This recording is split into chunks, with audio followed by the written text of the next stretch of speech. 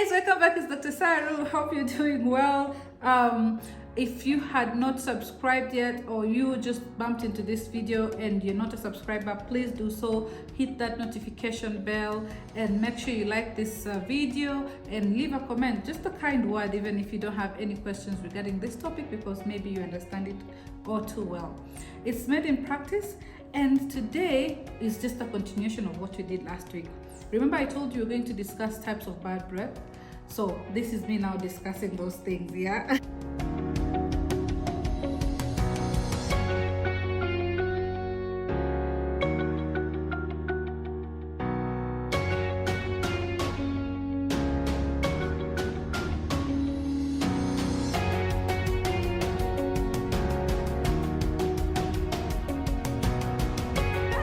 So, number one, sweet or fruity.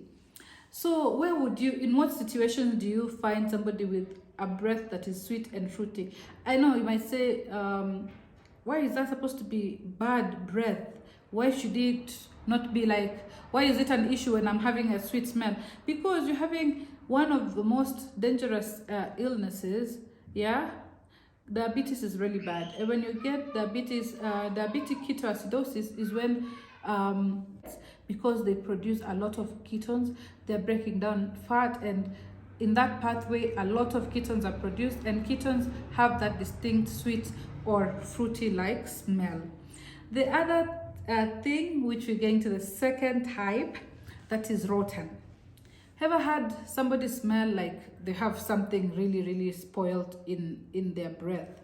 What would you think, what should come in your mind when there's that kind of situation? So if for abscesses or any infection in your mouth or throat, or sometimes even lung, like people with chronic bronchitis, sometimes people with even pneumonia might present with such a smell.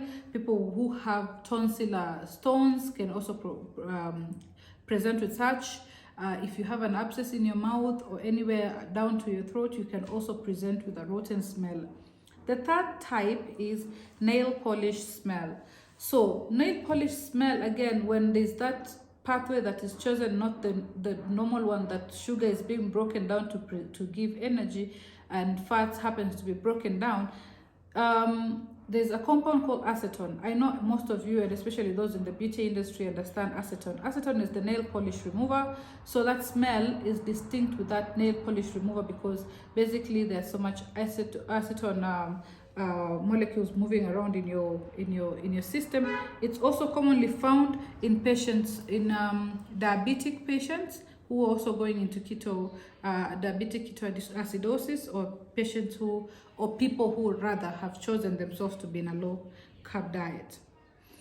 The fourth type of smell, a sour smell, smells like lemons. If you can smell lemons, it's almost bitter even for the person who's having that sort of breath. So for that particular person who has such, in most cases it's people with acid reflux, or people who have issues with gas or acidity. It's when that smell comes about.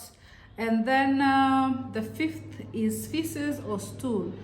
I know it's very offensive, but after in a person who has intestinal obstruction, and maybe you have puked several times, after that vomiting episode, sometimes you might start to feel, or that other people might perceive, even yourself, you might perceive a smell that is very offensive and almost smells like stool. It's because there's blockage, and now things can't flow the way they're supposed to flow. So it's almost like you're having a regurgitation of sort.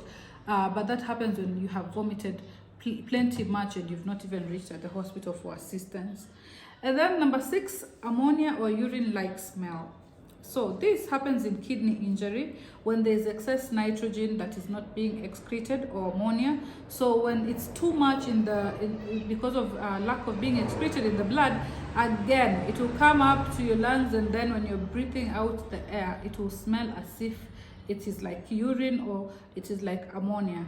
Very strong offensive smell because of lack of excretion of the nitrogen. For musty smell, mostly in liver diseases, especially it's seen in liver cirrhosis. Will not go too much into depth on that. And then number 8, maple syrup breath. So for maple syrup breath, and number 9, which is sweaty feet, and number 10, which is fishy smell, and number 11, which is boiled cabbage.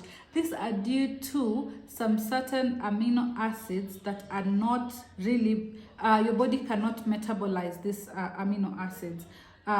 Which amino acids are building blocks of proteins, so it cannot metabolize such certain amino acids. That is when you get either a maple syrup breath, a sweaty feet, a fishy smell, or boiled cabbage breath. I'll not go into depth about the amino acids that when there's failure to metabolize them, it's when you get this smell, because that will be very technical. But yes, I hope you've learned something new, and anytime you feel like or somebody tells you that you have a bad breath, do not be embarrassed. Come to the hospital. Let's see what is it that could be the cause of the bad breath, and I'm pretty sure we're going to sort you out. Until next Friday, it's Dr. Saru. Enjoy your weekend. Bye.